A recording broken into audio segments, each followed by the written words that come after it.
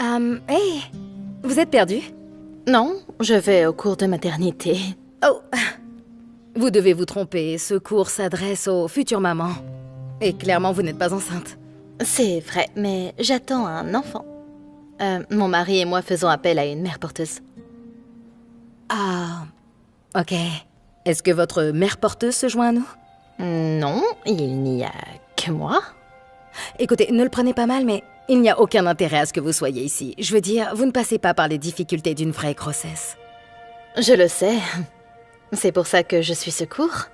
Je veux juste me sentir plus connectée à tout le processus.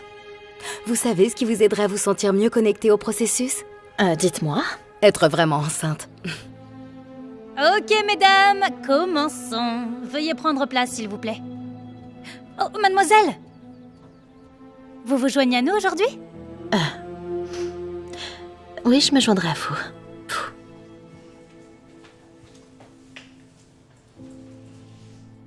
Donc, à environ 10 semaines, c'est à ce moment-là que les mains, les doigts, les pieds et les orteils du bébé sont complètement formés. Puis, à 11 semaines, c'est le moment où votre bébé commence à explorer un peu et à bouger ses mains et sa bouche. Oui. Je me demandais juste à quel stade de développement le bébé peut-il commencer à entendre de la musique. Ça dépend. Est-ce qu'on parle d'un vrai bébé ou alors d'un bébé imaginaire? C'est une excellente question. Et en fait, ça n'arrive pas avant le 2e trimestre, à 16 semaines. Ou le 2e trimestre, quand la grossesse commence à devenir amusante. On n'a plus de nausées matinales, on commence à se sentir un peu plus à l'aise dans son corps. Et on peut enfin sentir le bébé bouger. N'est-ce pas, les filles? Oh, je n'aurais pas dû dire ça. Ce n'est pas quelque chose que vous allez pouvoir vivre. Quel dommage. C'est tellement magique de savoir qu'on porte la vie en Est-ce soi. que c'est vrai que jouer de la musique pour le bébé peut stimuler son développement? Oui, c'est tout à fait vrai. C'est très bien et je peux le dire moi-même. Je suis tout à fait d'accord.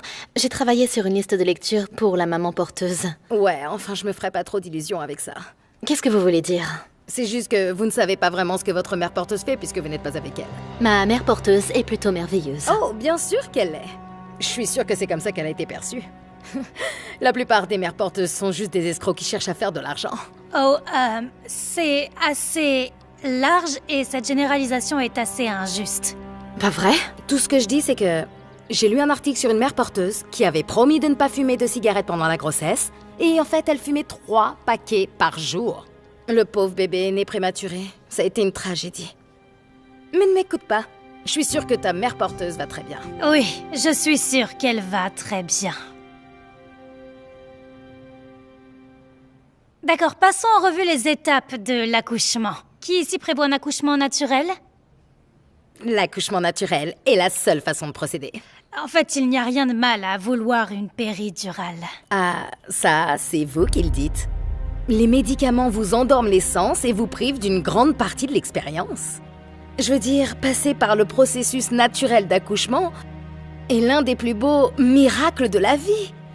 Honnêtement, je plains toutes les personnes qui choisissent de ne pas vivre l'expérience. Oh, mon Dieu, Alice, je suis vraiment désolée. Je n'ai pas dit ça pour vous blesser. Je suis sûre que non. D'accord, alors... C'est juste trop triste, le fait que vous alliez rater la joie de donner naissance dans ce monde. Je veux dire, les liens qui se tissent pendant ces moments-là sont vraiment incassables.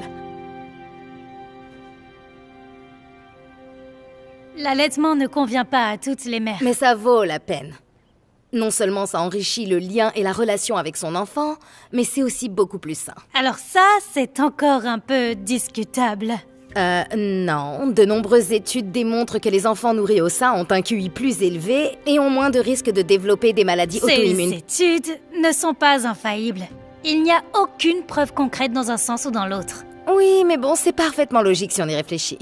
J'irais même jusqu'à dire que c'est irresponsable de mettre un enfant au monde et de ne pas le nourrir comme la nature l'a prévu. Je veux dire, on peut pas faire mieux que la nature. Oh, je suis désolée encore, Alice. Je suis sûre que votre bébé ira très bien, nourri au biberon.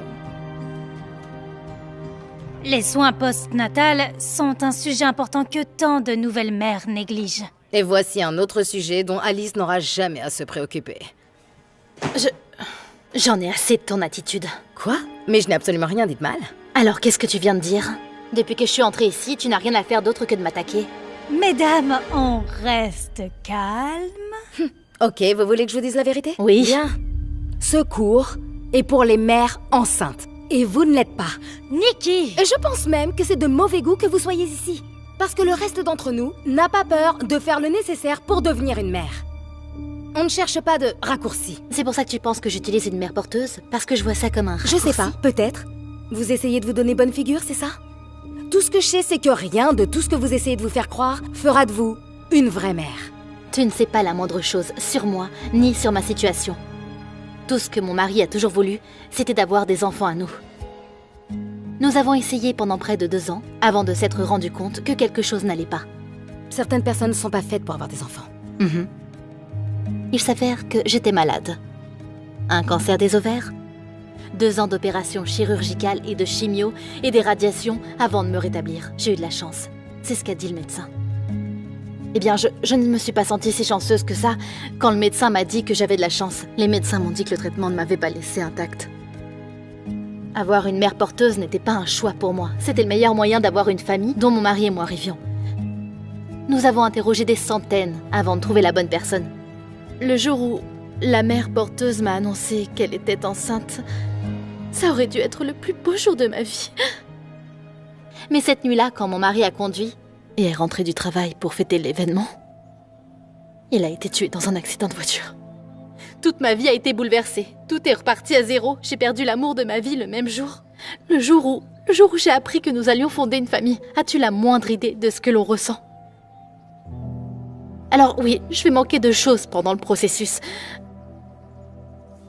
Comme avoir un partenaire aimant à mes côtés, à travers les hauts et les bas. Comme donner naissance et allaiter. Mais c'est mon enfant et je serai sa vraie mère. C'est la seule chose qui me reste d'accord de mon mari. Et j'aimerais mon enfant de tout mon cœur. Oh, attendez, où est-ce que vous allez? Je n'ai pas besoin que quelqu'un comme toi me fasse honte de vouloir être mère. Je m'en vais. Oh, attendez, une seconde, je vous en prie. Je suis vraiment désolée.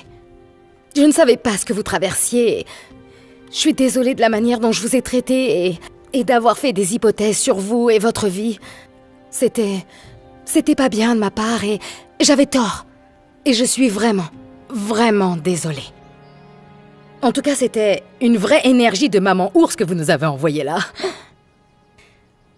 Mais avec ce genre de passion, vous allez vraiment être une bonne mère. Écoutez, on va toutes manger ensemble après le cours. Peut-être que vous pouvez vous joindre à nous? Et vous savez, on pourrait vous aider à traverser ce processus. Si vous voulez, bien sûr. Je comprendrai, sinon. Ça pourrait être sympa. D'abord, est-ce qu'on peut finir le cours? On y va. Ouais, ok.